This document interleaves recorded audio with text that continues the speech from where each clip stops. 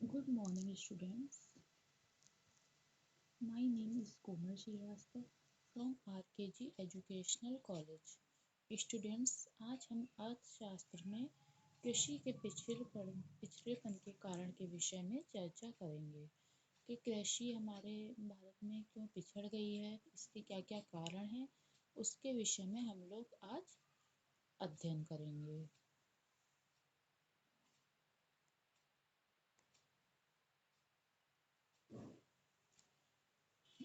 सबसे पहले स्टूडेंट्स हम कृषि का क्या अर्थ है एवं क्या परिभाषा है, इसके विषय में समझेंगे। हम देख सकते हैं जैसे कि लिखा है, कृषि खेती और वानिकी के माध्यम से खाद्य और अन्य सामान के उत्पादन, ये सब जो है खाद्य और अन्य सामान के उत्पादन से संबंधित है। इसका कृषि खेती और वानिकी के माध्यम। कृषि एक मुख्य विकास था जो सभ्यताओं के उदय का कारण बना। इसके पालन इसके इसके पालन जनवरी इसके पालन जो है इसे पालतू पशुओं का जो है वो पाला गया, जानवरों को, ठीक है, और दुग्ध उत्पादन किया गया और पौधों के भी वो किया गया उत्पादन, उगाया गया पौधों को, जिसके अतिरिक्त खाद्य का उत्पादन हुआ। छात्रों, आप देख सकते हैं यहाँ पे लिखा है एग्रीकल्चर शब्द की उत्पत्ति जो है लैटिन भाषा के दो शब्दों से मिलकर हुई, एग्रिक प्लस कल्चर। एग्रिक जो कल्चर है उसका उत्पादन दो शब्दों से मिलकर हुआ है। एग्रिक का जो है अर्थ होता है भूमि या मुद्रा, जबकि कल्चर का शाब्दिक अर्थ है कर्षण करना, अर्थात मुद्रा का कर्षण करना।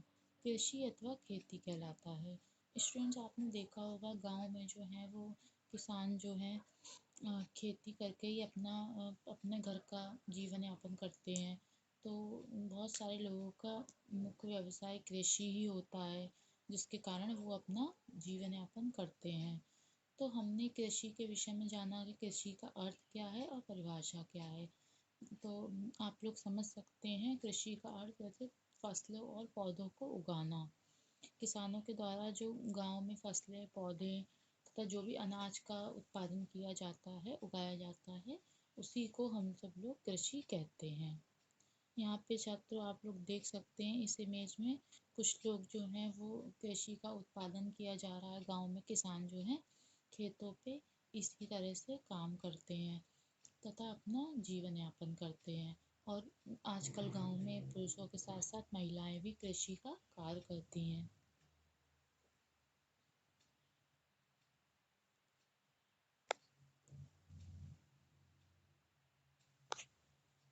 अब स्टूडेंट्स हम कृषि की परिभाषा पढ़ेंगे। कृषि फसलोत्पादन, फलों उत्पादन, पशुपालन और भूमि पर विभिन्न खेती संबंधित उत्पादन हेतु विभिन्न प्रकार की क्रियाएं संपन्न करने की कला व विज्ञान है। इसमें जो कि परिभाषा दी गई है कि जो कृषि है वो फसल का उत्पादन, फलों का उत्पादन, पशुपालन तथा भूमि पर विभिन्न प्रकार की जो खेती है उसकी जो भी क्रियाएं की जाती हैं उसको संपन्न करने की कला एवं विज्ञान दोनों है। कुछ अर्थशास्त्री जो हैं वो मानते हैं कृषि कला तथा विज्ञान है, कुछ इसको कला भी मानते हैं, कुछ इसको विज्ञान भी मानते हैं। इस प्रकार से कृषि की परिभाषा आप लोग देख सकते हैं कि कृषि में फसलों उत्पादन मतलब फसल का उत्पादन किया जाता है, गेहूँ, चावल, इन सब का, धान। और फलों उत्पादन मीन्स फलों का भी उत्पादन होता है, बहुत सारी खेती होती है जैसे आम की खेती, सेब की खेती। इस प्रकार से तरबूज उगाए जाते हैं खेतों पे। इस प्रकार से फलों का उत्पादन भी खेती पर किया जाता है, खेत में किया जाता है। यहाँ पे आप देख रहे हैं एक हेलीकॉप्टर के माध्यम से फसल में पानी दिया जा रहा है। इस प्रकार से पूरे खेत में पानी देने की बहुत सी तकनीक्स हैं। कुछ लोग खेतों, ट्रैक्टरों आदि माध्यम से भी फसल में पानी देते हैं अपने खेत में। छात्रों, अब हम पढ़ेंगे कृषि हमारी जो पिछड़ गई है उसके क्या क्या कारण हैं। कृषि के पिछड़ेपन के कारण। ग्रामीण शहरी विभाजन। कृषि के पिछड़ेपन का एक कारण ये भी है कि ग्रामीण जो गांव और शहर अलग अलग मतलब उसमें विभाजित हो गया क्षेत्रों में, तो ये भी कृषि का कारण है। इस प्रकार से शहर वाले लोग तो अपने उद्योग धंधों में लग गए हैं, और जो गांव के जो कुछ लोग रह गए हैं, गांव की जनसंख्या बहुत जो गांव में कम लोग जो निवास करते हैं, वो अपने कृषि में ही रह गए हैं, वो और कुछ नहीं कर पा रहे हैं। तो ये भी कृषि के पिछड़ेपन का कारण है कि बहुत से लोग कृषि को छोड़ के उद्योग धंधों में लग गए हैं। इस प्रकार से हम कह सकते हैं कि कृषि का एक कारण ग्रामीण शहरी विभाजन भी है। अब छात्रों, दूसरा आता है कृषि में निवेश का अभाव। जैसे कि इसमें लिखा है कृषि में निवेश का अभाव, जैसे मान लीजिए कोई गरीब व्यक्ति है, वो ज़्यादा निवेश नहीं कर पाता है कृषि में। तो जब हमारे पास उपलब्ध साधन नहीं होंगे, तो कृषि भी अच्छे से नहीं हो पाती है। फसल जो है अच्छे से नहीं उत्पादन हो पाता है फसल का। तो इस प्रकार से कृषि जो है ये भी पिछड़ जाती है, और कृषि के पिछड़ेपन के कारण में एक कृषि में निवेश का अभाव भी है, कि जितने कम पैसे होंगे उतना ही व्यक्ति जो है वो कृषि में निवेश कर सकता है, उससे ज़्यादा वो नहीं कर सकता है। और अगर उत्पादन के साधन सीमित होंगे, अगर उत्पादन के साधन कृषि करने के साधन कम होंगे, तो कृषि आपकी अच्छे से नहीं हो पाएगी। प्रभावी नीतियों का अभाव। कुछ जो आजकल जो नीतियाँ बनाई गई हैं, उनका भी कुछ अभाव है कि कृषि में जो भी प्रोग्राम्स या जो भी सरकार के द्वारा नीतियाँ बनाई गई हैं, उनका भी कुछ अभाव है।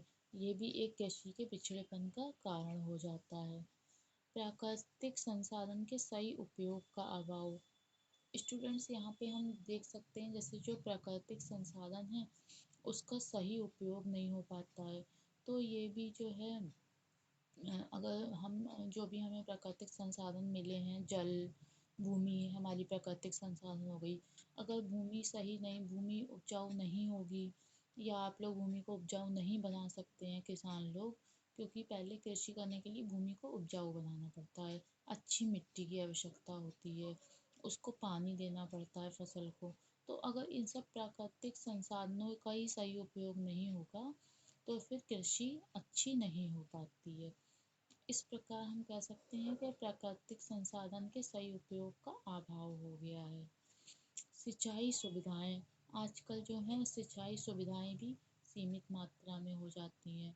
सिंचाई के लिए बड़े बड़े ट्रैक्टर या जो भी मशीनें हैं, उनका अभाव हो जाता है किसान के पास। तो ये भी कृषि में पिछड़ेपन का एक कारण बन जाता है। इस प्रकार हम कह सकते हैं कि कृषि में पिछड़ेपन के ये सभी कारण हैं जो हम लोगों ने अभी पढ़े, जैसा कि ग्रामीण शहरी विभाजन, कृषि में निवेश का अभाव, प्रभावी नीतियों का अभाव, ये सारे हो गए। प्राकृतिक संसाधनों के सही उपयोग का अभाव, सिंचाई सुविधाएं, ये सारे जो हैं कृषि में पिछड़ेपन के कारण हैं। स्टूडेंट्स, इसके अलावा कुछ और भी कारण हैं जो कि हम देख सकते हैं, जैसे कि भारतीय अर्थव्यवस्था में कृषि का स्थान सर्वोपरि है। जो हमारी भारत की अर्थव्यवस्था है, इसमें कृषि जो है सबसे ऊपर आती है। इसके बावजूद भी भारत में कृषि उत्पादन की स्थिति जो है वो संतोषजनक नहीं थी। भारत में जो है फसल का प्रति हेक्टर उत्पादन अन्य देशों की तुलना में निम्न था, जैसे कम था। अन्य देशों में वो ज़्यादा है, हमारे देश में वो कम है। भारत के दूसरे योजना काल में भारी उद्योगों के विकास को प्राथमिकता दिए जाने के कारण भारतीय कृषि पिछड़ गई है। जैसा कि मैंने बताया कि भारत में जो है दूसरे योजना काल के भारी उद्योगों को विकास को प्राथमिकता दी गई है। जैसे कुछ लोग कृषि को छोड़ के और किसी उद्योग धंधों में लग गए हैं, बहुत से उद्योग धंधे हैं, तो उसी प्रकार जो कृषि है उसको लोगों ने पीछे छोड़ दिया है, कृषि करना नहीं चाहते हैं। तो ये भी कृषि के पिछड़ेपन का एक कारण है। देश के समक्ष खाद्य संकट की स्थिति उत्पन्न हो गई है। खाद्य संकट की स्थिति भी हो गई है। खाद बनाने में भी प्रॉब्लम आती है, परेशानियाँ आती हैं। तो ये भी कृषि में पिछड़ेपन का कारण किया जाएगा। जो खाद की प्रॉब्लम है, जिसके समाधान के लिए भारत को अमेरिका से गेहूं का आयात करना पड़ता है। इसी प्रकार जो है हम लोग को जो है गेहूं भारत को जो है अमेरिका से मंगवाना पड़ता है, क्योंकि कृषि अगर पिछड़ जाएगी तो हमारे देश में फसल का उत्पादन नहीं हो पाएगा और हमें दूसरे देशों से आयात कराना पड़ेगा। कृषि के क्षेत्र में उत्पादन और उत्पादकता का स्तर निम्न था, जिसके कारण आज भी कई खाद्यान्नों का आयात विदेशों से करना पड़ता है। बहुत से खाद्यान्न हैं, जैसे कि गेहूँ हो गया, अनाज में आपका जो भी जौ बाजरा या जो भी आप मतलब हमारे देश को ज़रूरत है खाद्यान्न की, दाल हो गई, तो इसके लिए हमें फिर दूसरे देशों पे निर्भर रहना पड़ता है। इसी प्रकार कृषि के क्षेत्र में उत्पादन और उत्पादकता का स्तर निम्न है। जो दुर्भाग्य का विषय है, तथा भारतीय कृषि के निम्न कारण भी हैं, जैसे भारत की अधिकांश जनसंख्या कृषि पर आश्रित थी तथा आए दिन जनसंख्या बढ़ती जा रही है, जिससे भूमि का क्षेत्रफल जो है वो कम हो रहा है इसी प्रकार। और बेरोजगारी की समस्या बढ़ती जा रही है तथा किसानों को गरीबी और ऋणग्रस्त भी बहुत बहुत से किसान जो है वो गरीब होते जा रहे हैं। इस प्रकार जो है जिसके फलस्वरूप किसानों को अतिरिक्त व्यय करना पड़ता है।